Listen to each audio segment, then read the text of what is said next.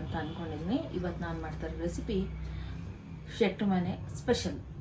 ಅಂದರೆ ಶೆಟ್ರು ಮನೆ ಸ್ಪೆಷಲ್ ಅಂದರೆ ಮಜ್ಜಿಗೆ ಹುಳಿ ಅಂತಾರೆ, ಮಜ್ಜಿಗೆ ಸಾರು ಅಂತಾರೆ, ಕಡಲೆಬೇಳೆ ಉಂಡೆ ವಡೆ ಅಂತ ಅಂತಾರೆ.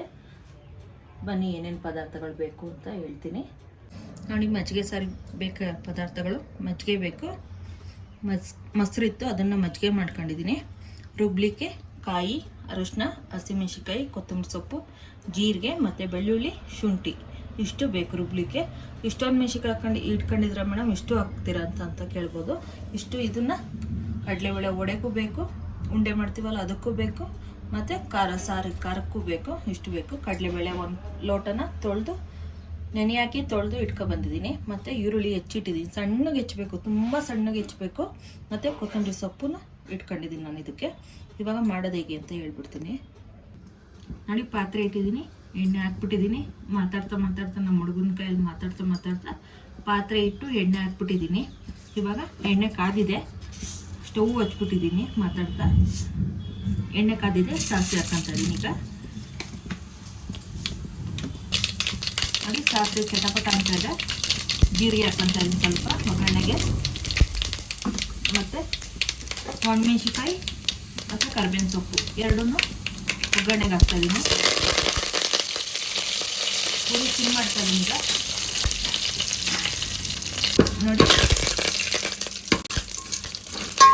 ಪೂರಿ ಸಣ್ಣ ಮಾಡಿದ್ದೀನಿ, ಅದರಲ್ಲೇ ಗೋಲಿದೆ. ಈಗ ಇವಾಗ ಕಡ್ದಿಟ್ಕೊಂಡಿದ್ದೀವಲ್ಲ ಮಜ್ಜಿಗೆ ಹಾಕ್ಕೊಬಿಡೋಣ ನೋಡಿ.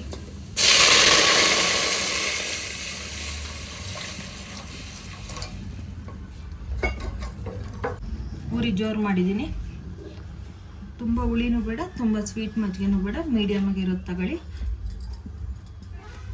ನೋಡಿ. ಮಜ್ಜಿಗೆ ಹಾಕಿದ್ದೀನಲ್ಲ, ಮಜ್ಜಿಗೆ ಮಾಡಬೇಕು, ಒಂದು ಕುದಿ ಬರಬೇಕು. ಮತ್ತು ಒಂದು ದೊಡ್ಡ ಲೋಟದಷ್ಟು ನೀರು ಇಟ್ಕೊಂಡಿದ್ದೀನಿ, ಅದನ್ನು ಹಾಕ್ಕೊತ ಇದ್ದೀನಿ. ಇದೇನು ಮೇಡಮ್ ಇಷ್ಟೊಂದು ಹಾಕ್ಕೊತ ಇದ್ದೀರಾ ಅಂತ ಅಂತಿರಲ್ಲ, ಉಂಡೆ ಸಾರಿಗೆ ಇಷ್ಟು ಮಜ್ಜಿಗೆ ನೀರು ಎರಡೂ ಬೇಕು. ಇದು ಮಳುತ್ತಾ ಇರುತ್ತೆ, ಅಷ್ಟೊತ್ತಿಗೆ ನಾವೆಲ್ಲ ರುಬ್ಕೊಬಂದ್ಬೇಡ. ಬನ್ನಿ ನೋಡಿ. ಹಸಿಮೆಣ್ಸಿನ್ಕಾಯಿ ಹಾಕ್ಕೊತ ಇದ್ದೀನಿ, ಸ್ವಲ್ಪ ಅರ್ಧದಷ್ಟು ಹಾಕ್ಕೊತ ಇದ್ದೀನಿ ನೋಡಿ. ಕಾಯಿ ಮತ್ತು ಅರಶಿನದ ಪುಡಿ ಹಾಕ್ತಾಯಿದ್ದೀನಿ ಈಗ ನೋಡಿ. ಶುಂಠಿ ಇಟ್ಕೊಂಡಿದ್ನಲ್ಲ, ಶುಂಠಿನ ಅರ್ಧದಷ್ಟು ಹಾಕ್ಕೊತ ಇದ್ದೀನಿ. ವಡೆಗೆ ಒಂದು ಸ್ವಲ್ಪ ಬೇಕಲ್ಲ, ಅದು ಕಡಲೆಬೇಳೆ ರುಬ್ತೀವಲ್ಲ ಅದಕ್ಕೊಂದು ಸ್ವಲ್ಪ ಬೇಕು, ಹಂಗಾಗಿ ಅದಕ್ಕೆ ಸ್ವಲ್ಪ ಹಾಕಬೇಕು ನೋಡಿ. ಬೆಳ್ಳುಳ್ಳಿನೂ ಅರ್ಧ ಹಾಕ್ಕೊಂಡಿದ್ದೀನಿ. ಜೀರಿಗೆನ ಪೂರ್ತಿ ಹಾಕ್ಕೊತ ಇದ್ದೀನಿ ಈಗ. ಸೊಪ್ಪನ್ನ ಇಷ್ಟನ್ನ ಇಟ್ಕೊಂಡಿದ್ದೀನಲ್ಲ, ಇದರಲ್ಲಿ ಅರ್ಧ ಭಾಗದಷ್ಟು ಹಾಕ್ಕೋಬೇಕು, ಹಾಕ್ಕೊತ ಇದ್ದೀನಿ ನೋಡಿ. ಸಾಂಬಾರು ಸೊಪ್ಪು ಅರ್ಧ ಭಾಗದಷ್ಟು ಬಂದ್ಬಿಡ್ತೀನಿ ಈಗ ನೋಡಿ. ಆಗಿದೆ, ಇಷ್ಟು ನುಣ್ಣಗೆ ರುಬ್ಕೊಬರ್ಬೇಕು. ಆಗಿದೆ, ಗಮ್ಮಂತ ಇದೆ ಇದು ಆಲ್ರೆಡಿ. ಈಗ ನೀವು ಮಾಡಿ ನೋಡಿದ್ರೆ ಗೊತ್ತಾಗುತ್ತೆ ಹೇಗೆ ಬರುತ್ತೆ ಅಂತ. ಇವಾಗ ಮಜ್ಜಿಗೆ ಇಟ್ಟಿದ್ವಲ್ಲ ಕಾಯಕ್ಕೆ, ಅದ್ರೊಳಗೆ ಹಾಕ್ಕೊಬಿಡೋಣಂತೆ. ಬನ್ನಿ ನೋಡಿ. ರುಬ್ಕೊಂಡಿರೋದು ಹಾಕ್ಕೊತ ಇದ್ದೀನಿ. ಇದೇನಪ್ಪ ಸ್ಮೆಲ್ಲು ಅಂತ ಹೇಳ್ತಾರೆ ಅಂತ ಅನ್ಕೋಬೇಡಿ, ನೀವು ಮಾಡಿ ನೋಡಿದ್ರೆ ಅಷ್ಟು ಘಮ ಅಂತ ಇರುತ್ತೆ. ಮಿಕ್ಸಿಯಲ್ಲಿ ರುಬ್ಬಿರ್ತೀವಲ್ಲ, ಇನ್ನೊಂದು ಸ್ವಲ್ಪ ಖಾರ ಇರುತ್ತಲ್ಲ, ಅದಕ್ಕೂ ನೀರು ಹಾಕ್ಬಿಟ್ಟು ಹಾಕ್ಬಿಡೋಣ ಅಂತ. ಇದೇನಪ್ಪ ಮಜ್ಜಿಗೆ ಸಾರು ಅಂತಾರೆ, ಎಷ್ಟೊಂದು ನೀರು ಹಾಕ್ತಾಯಿದ್ದಾರೆ ಅಂತ ಅನ್ಕೋಬೇಡಿ, ಅಷ್ಟು ನೀರು ಬೇಕಾಗುತ್ತೆ. ನಿಮಗೆ ಗೊತ್ತಾಗತ್ತೆ ಮಾಡುವಾಗ. ಇವಾಗ ಕೈ ಆಡ್ಬಿಟ್ಟು ಕುದಿಯೋಕೆ ಬಿಡೋಣ ನೋಡಿ. ಉಪ್ಪು ಹಾಕಿಲ್ಲ ಇದಕ್ಕಿನ್ನ. ಇವಾಗ ಸ್ವಲ್ಪ ರುಚಿಗೆ ತಕ್ಕಷ್ಟು ಉಪ್ಪು ಹಾಕ್ತೀನಿ. ಆಮೇಲೆ ಕಡಲೆಬೇಳೆ ಉಂಡೆ ಅನ್ನಲ್ಲ, ಅದಕ್ಕೂ ಸ್ವಲ್ಪ ಹಾಕೋಣಂತೆ. ಇದಕ್ಕೆ ಸ್ವಲ್ಪ ಹಾಕಿರ್ತೀನಿ ನಾನೀಗ. ತಿಂತಾ ಇದ್ರೆ ತಿನ್ನಬೇಕು ಅಂತ ಅನಿಸುತ್ತೆ, ಅಷ್ಟು ಚೆನ್ನಾಗಿರುತ್ತೆ ಇದು ನೋಡಿ. ಕುದೀತಾ ಇರಲಿ, ಅಷ್ಟೊತ್ತಿಗೆ ನಾವು ಕಡಲೆಬೇಳೆ ರುಬ್ಕೊಬಂದ್ಬೇಡ. ಬನ್ನಿ ನೋಡಿ. ಕಡಲೆಬೇಳೆ ವಡೆಗೆ ಉಂಡೆ ಅಂತ ಆದ್ನಲ್ಲ, ಅದಕ್ಕೆ ಹಸಿರು ಮೆಣಸಿನ್ಕಾಯಿ ಅದಕ್ಕೆ ಬೇರೆ ಜಾಸ್ತಿ ಹಾಕಿದ್ದೀನಿ, ಇದಕ್ಕೆ ಕಡಿಮೆ ಹಾಕ್ತಾಯಿದ್ದೀನಿ ಸ್ವಲ್ಪ. ಮತ್ತು ಬೆಳ್ಳುಳ್ಳಿ, ಶುಂಠಿ ಎರಡೂ ಹಾಕ್ತಾಯಿದ್ದೀನಿ. ಇದಕ್ಕೆ ಜೀರಿಗೆ ಏನು ಬೇಡ. ಮತ್ತು ಇಷ್ಟನ್ನು ಮಿಕ್ಸಿ ಮಾಡ್ಕೊಬಂದ್ಬಿಟ್ಟು ಆಮೇಲೆ ಕಡಲೆಬೇಳೆ ಹಾಕೋಣ ನೋಡಿ. ಮಿಕ್ಸಿ ಮಾಡ್ಕೊಬಂದಿದ್ದೀನಿ. ಅಲ್ಲಲ್ಲಿ ಇರುತ್ತಲ್ಲ, ಇನ್ನೊಂದು ಸರ್ತಿ ಕಡಲೆಬೇಳೆ ಹಾಕಿ ಮಿಕ್ಸಿ ಮಾಡಿದ್ರೆ, ಕಡಲೆಬೇಳೆ ಮಿಕ್ಸಿ ಎಲ್ಲಾರು ಮಾಡ್ಬೋದು, ಇಲ್ಲಾಂದರೆ ಒಳಕಲ್ಲಿದ್ರೆ ಒಳಕಲ್ಲೆಲ್ಲರೂ ರುಬ್ಬೋದು. ಟೈಮ್ ಇಲ್ಲ ಅಂತ ಮಿಕ್ಸಿಯಲ್ಲಿ ತೋರಿಸ್ತೀನಿ, ಇಲ್ಲ ಅಂದರೆ ಒಳಕಲ್ಲಲ್ಲೇ ತೋರಿಸ್ತಾ ಇದ್ದೀನಿ ನಿಮಗೆ. ಒಳಕಲ್ಲಲ್ಲಿ ರುಬ್ಬಿದ್ರೆ ಇನ್ನೂ ಟೇಸ್ಟು ತುಂಬ ಚೆನ್ನಾಗಿ ಬರುತ್ತೆ. ತುಂಬ ಹೆಂಗೆ ಬರುತ್ತೆ ಅಂದರೆ ಅಷ್ಟು ಚೆನ್ನಾಗಿ ಬರುತ್ತೆ. ಇದನ್ನು ರುಬ್ಕೊಂಡ್ಬಂದ್ಬಿಡ್ತೀನಿ ನೋಡಿ. ಈರುಳ್ಳಿ ಕೊತ್ತಂಬರಿ ಸೊಪ್ಪು ಹೆಚ್ಚಿಟ್ಟಿದ್ವಲ್ಲ, ಅದಕ್ಕೆ ಇದನ್ನು ರುಬ್ಬಿರೋದನ್ನು ಹಾಕೊಳ್ಳೋಣಂತೆ. ತುಂಬ ನುಣ್ಣಗೂ ಬೇಡ, ತುಂಬ ತರಕಾರಿನೂ ಬೇಡ, ಮೀಡಿಯಮಾಗಿ ರುಬ್ಕೊಳ್ಳೋಣ.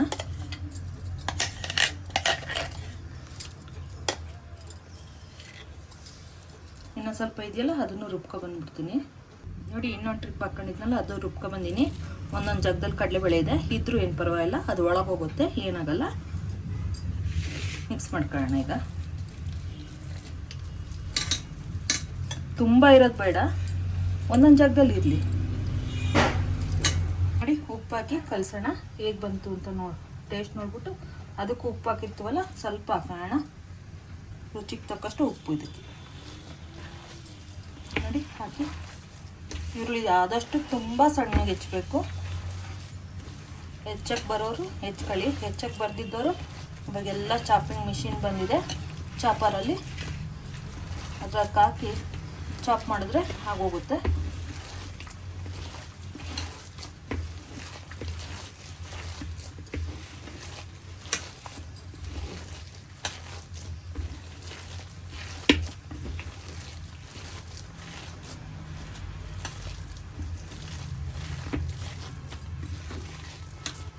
ಬನ್ನಿ ಆಗಿದೆ, ಈಗ ಕಲಿಸಿದ್ದೀನಿ. ಉಪ್ಪು ಸರಿ ಇದೆ ಅಂತ ನೋಡ್ತೀನಿ. ಉಪ್ಪು ಖಾರ ಇದೆ ಸರಿ ಇದೆಯಾ ಅಂತ ನೋಡೋಣ. ನೋಡ್ಬಿಟ್ಟು ಉಂಡೆ ಬಿಡೋಣ ನೋಡಿ. ನೋಡಿ ಉಪ್ಪು ಖಾರ ಸರಿ ಇದೆಯಾ ಅಂತ ನೋಡ್ತಾ ಇದ್ದೀನಿ. ಸರಿ ಇದೆ, ಕರೆಕ್ಟಾಗಿದೆ. ಮಳೆ ಬರ್ತಾ ಇರುತ್ತಲ್ಲ ಆ ಟೈಮಲ್ಲಿ ಈ ಥರ ಮಜ್ಜಿಗೆ ಸಾರು, ಬಿಸಿ ಬಿಸಿ ಅನ್ನ ಆದರೆ ಮುದ್ದೆ ಈ ರೀತಿ ಮಾಡ್ತಾ ಇದೆ. ಸಾರು ಮಾಡ್ತಾ ಇದೆ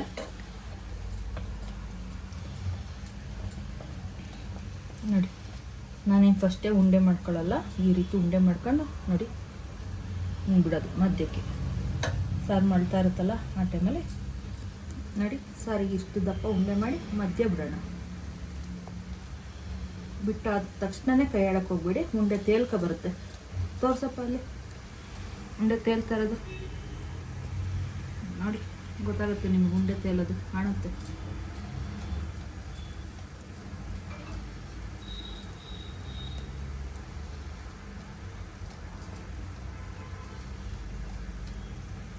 ಹಿಂಗೆ ಮಳುವಾಗ ಸಾರು ಮಳುವಾಗಲೇ ಹಾಕಬೇಕು. ನೀವು ಪುರಿ ಸಣ್ಣಗೆ ಇಟ್ಕೊಳ್ಳೋದು, ಸಾರು ಮಳೆತಿದ್ದಾಗ ಹಾಕೋದು, ಮತ್ತೆ ನೀರು ಹಾಕೋದು ಆ ಥರ ಎಲ್ಲ ಮಾಡ್ಕೊಳಕ್ಕೆ ಹೋಗ್ಬೇಡಿ. ಫಸ್ಟ್ ಅದಕ್ಕೆ 3 ಲೋಟದ ದೊಡ್ಡ ಲೋಟದಷ್ಟು ನೀರು ಹಾಕೊಬಿಟ್ಟಿದ್ದೀನಿ ನಾನು ನೋಡಿ. ಈ ಥರ ಫಸ್ಟ್ ಏನು ಉಂಡೆ ಮಾಡೋದು ಬೇಡ, ಒಂದೊಂದು ಆದಮೇಲೆ ಒಂದೊಂದು ಬೆಂದ ಮೇಲೆ ಬರ್ತಾ ಇರುತ್ತೆ ಉಂಡೆ. ಆಮೇಲೆ ನಾವು ಹಾಕ್ಕೊತಾ ಇರೋದು ಸಣ್ಣ ಉಂಡೆ ಮಾಡಿ ಮಾಡಿ ಮಾಡಿ. ನೀವುಗಳು ಮಾಡ್ಕೊಂಡು ತಿಂದು ಹೇಗೆ ಬಂತು ಅಂತ ಕಮೆಂಟ್ ಮಾಡಿ, ಲೈಕ್ ಮಾಡಿ, ಶೇರ್ ಮಾಡಿ, ಸಬ್ಸ್ಕ್ರೈಬ್ ಮಾಡಿ, ಬೆಲ್ ಐಕಾನನ್ನು ಒತ್ತಿ ನೋಟಿಫಿಕೇಶನ್ ಬರುತ್ತೆ.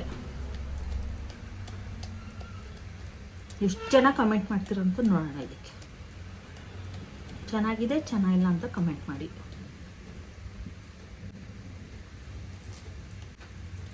ಇದು ವಿಶೇಷವಾದ ಅಡುಗೆ, ಸಾಂಪ್ರದಾಯಿಕ ಅಡುಗೆ ಅಂತಾರಲ್ಲ ಆ ಥರ ವಿಶೇಷ. ನಮ್ಮ ಶೆಟ್ರಲ್ಲೂ ಒಬ್ಬೊಬ್ಬರು ಒಂದೊಂದು ಥರ ಮಾಡ್ತಾರೆ. ಅಮ್ಮನ ಮನೇಲೆ ಒಂಥರ ಮಾಡ್ತಾರೆ, ಅತ್ತೆ ಮನೆಯಲ್ಲೇ ಒಂಥರ ಮಾಡ್ತಾರೆ. ಇದು ಅತ್ತೆ ಮನೆ ಸ್ಟೈಲ್ ನಂದು. ಅತ್ತೆ ಮನೆ ರೆಸಿಪಿ, ಅಮ್ಮನ ಮನೆ ರೆಸಿಪಿ ನೆಕ್ಸ್ಟ್ ವಿಡಿಯೋದಲ್ಲಿ ತೋರಿಸ್ತೀನಿ. ಅತ್ತೆ ಮನೆಗೂ ಅಮ್ಮನ ಮನೆಗೂ ಅಡುಗೆಗಳು ಎಷ್ಟು ಚೇಂಜ್ ಇರುತ್ತಲ್ವ, ರೆಸಿಪಿಗಳು ಟೇಸ್ಟು ಎಲ್ಲ ಎಷ್ಟು ಚೇಂಜ್ ಇರುತ್ತಲ್ವ.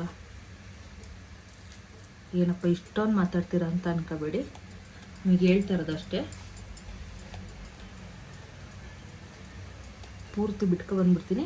ಇವಾಗ ಸಾರಲ್ಲಿ ಉಂಡೆ ತೇಲ್ತಾ ಇರೋದು ತೋರಿಸ್ತೀನಿ ನೋಡಿ.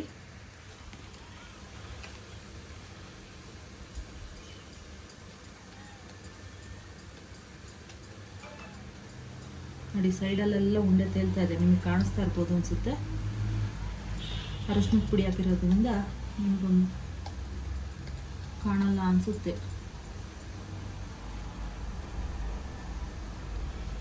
ನೊರೆ ಬೇರೆ ಬರ್ತಾ ಇರುತ್ತಲ್ಲ ನೋಡಿ.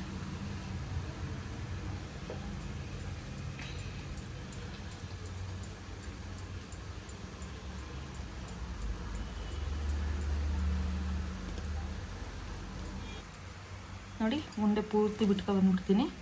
ಬಿಟ್ಕೊಬಂದು ಹೇಗೆ ಬಂತು ಅಂತ ಲಾಸ್ಟಿಗೆ ನಿಮಗೆ ತೋರಿಸ್ತೀನಿ. ಬೇಯಬೇಕು. ಇನ್ನೊಂದು 20 ಎಷ್ಟೊತ್ತಾಗುತ್ತೆ ಮೇಡಮ್ ಅಂತ ಕೇಳಬೇಡಿ, ಅರ್ಧ ಗಂಟೆನಾರ ಬೇಯಿಸ್ಕೋಬೇಕು. ಆವಾಗಲೇ ಉಂಡೆ ಗಟ್ಟಿ ಬರೋದು. ನೀವು ಹಾಕಿ ತೇಲ್ತದೆ ಅಂತ ಅಂದಿದ ತಕ್ಷಣ ನೀವು ಕೈ ಆಡಕ್ಕೆ ಹೋಗ್ಬೇಡಿ. ಅದು ಬೆಂದಿದ್ದು ಗೊತ್ತಾಗುತ್ತೆ ನಿಮಗೆ. ಲಾಸ್ಟ್ನೇದಲ್ಲಿ ಬಿಡ್ತೀವಲ್ಲ, ಮೇಲ್ಗಡೆ ಎಲ್ಲ ತೇಲ್ತಾ ಇರುತ್ತಲ್ಲ, ಅದೊಂದು ಉಂಡೆ ತಗೊಂಡು ನೋಡಿದ್ರೆ ಗಟ್ಟಿಯಾಗಿರುತ್ತೆ. ಎಲ್ಲ ಬಿಟ್ಕೊಬಂದ್ಬಿಡ್ತೀನಿ, ತೋರಿಸ್ತೀನಿ ನಿಮಗೆ. ಲಾಸ್ಟ್ನೇ ಉಂಡೆ ಬಿಡುವಾಗ ತೋರಿಸ್ತೀನಿ ನಿಮಗೆ ಹೇಗೆ ಬಂತು ಅಂತ. ನೋಡಿ ಲಾಸ್ಟ್ನೇ ಉಂಡೆ ಇದೆ, ಇದನ್ನು ಬಿಡ್ತಾ ಇದೀನಿ ಈಗ. ನೋಡಿ ಬಿಟ್ಟಿದ್ದೀನಿ ಈಗ ಲಾಸ್ಟ್ನೇ ಉಂಡೆ. ಫಸ್ಟ್ ಹಾಕಿರೋವೆಲ್ಲ ಬೆಂದಿದೆಯಾ ಅಂತ ಒಂದ್ಸತಿ ತೋರಿಸ್ತೀನಿ ನಿಮಗೆ ಹೇಗೆ ಬಂತು ಅಂತ. ಇಪ್ಪೇ ತೊಳ್ಕೊಬಂದಿರ್ತೀನಿ. ನೋಡಿ ಇವಾಗ ಉಂಡೆ ತೆಗೆದು ತೋರಿಸ್ತಾ ಇದ್ದೀನಿ. ನೋಡಿ ಏನಕ್ಕೆ ಅಷ್ಟೊಂದು ನೀರು ಹಾಕ್ತೆ ಅಂದರೆ ಬೇಯಲಿಕ್ಕೆ ಅಷ್ಟೊಂದು ನೀರು ಹಾಕ್ತೆ. ನೋಡಿ ಬೆಂದಿದೆ ಈಗ. ನೋಡಿ ಬೆಂದಿದೆ, ಇನ್ನೊಂದು ಚೂರು ಬೇಯಬೇಕಿದು. ಫಸ್ಟ್ನೇ ಉಂಡೆ ಯಾವುದು ಅಂತ ಗೊತ್ತಾಗಲ್ಲ, ಹಂಗಾಗಿ ನಿಮ್ಗೆ ಉಂಡೆ ತೋರಿಸ್ತೀನಿ. ಇದೊಂದು ಚೂರು ಬೇಯಬೇಕು. ನೋಡಿ ಗಟ್ಟಿ ಬೀಳ್ತಾ ಇದೆ ಈಗ, ಗಟ್ಟಿ ಬರ್ತಾ ಇದೆ. ಗಟ್ಟಿ ಬೀಳ್ತಾ ಇದೆ ಅಂದರೆ ಎಲ್ಲಿ ಬೀಳ್ತಾ ಇದೆ ಅಂತ ಕೇಳಬೇಡಿ, ಗಟ್ಟಿ ಬರ್ತಾ ಇದೆ ಸಾರು. ಆಮೇಲೆ ಬೇಯ್ತಾ ಇದೆ ಅಂತ ಹೇಳಿ ಮುಚ್ಚಿಡಕ್ಕೆ ಹೋಗ್ಬಿಡಿ, ಅವೇ ಬಿದ್ದರೆ ಉಂಡೆಗಳು ಹೊಡೆಯುತ್ತೆ. ಹಾಗಾಗಿ ಹಿಂಗೆ ಓಪನಲ್ಲಿ ಬೇಯಿಸ್ಬೇಕಲ್ಲಿ.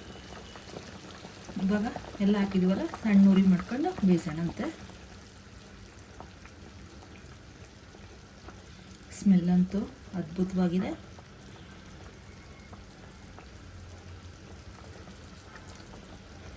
ಅನ್ನಕ್ಕೂ ಇಟ್ಟಿದ್ದೀನಿ, ಅನ್ನನೂ ಆಗಲಿ ಎರಡೂ ಹೇಗೆ ಬಂತು ಅಂತ ಕಾಂಬಿನೇಷನ್ ಹೇಳ್ತೀನಿ ನಿಮಗೆ.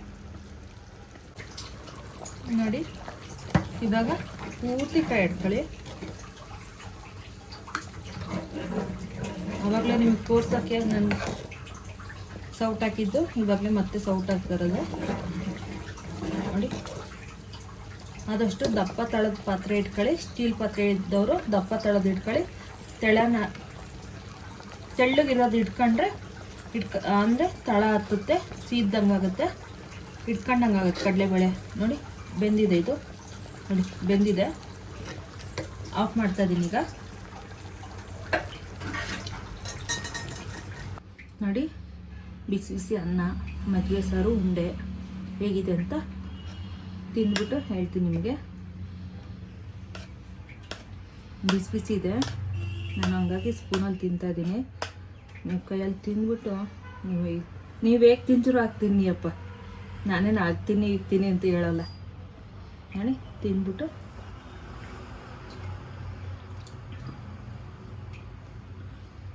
ತುಂಬ ಚೆನ್ನಾಗಿ ಬಂದಿದೆ. ಏನಪ್ಪ ಇವರೇ ಮಾಡ್ಕೊಂಡು ಇವರೇ ತಿಂದು ಹಿಂಗೆ ತುಂಬ ಚೆನ್ನಾಗಿ ಬಂದಿದೆ ಅಂತ ನೀವುಗಳು ಮಾಡ್ಕೊಂಡು ತಿಂದು ಹೇಗೆ ಬಂತು ಅಂತ ಹೇಳಿ, ಕಾಮೆಂಟ್ ಮಾಡಿ.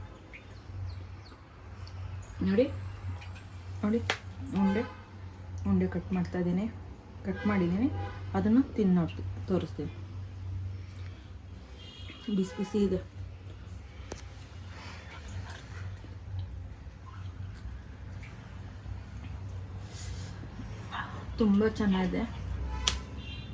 ತುಂಬ ಚೆನ್ನಾಗಿದೆ. ಲೈಕ್ ಮಾಡಿ, ಶೇರ್ ಮಾಡಿ, ಸಬ್ಸ್ಕ್ರೈಬ್ ಮಾಡಿ, ಹಾಗೆ ಬೆಲ್ ಐಕಾನ್ ಒತ್ತಿ. ನಾನು ಹಾಕೋ ವಿಡಿಯೋ ಎಲ್ಲ ನಿಮಗೆ ಫಸ್ಟ್ ಬರುತ್ತೆ. ಅದು ಕಾಮೆಂಟ್ ಮಾಡಿ ಹೇಗೆ ಬಂತು ಅಂತ, ಹೇಗೆ ಬಂದಿಲ್ಲ ಅಂತ ಕಾಮೆಂಟ್ ಮಾಡಿ.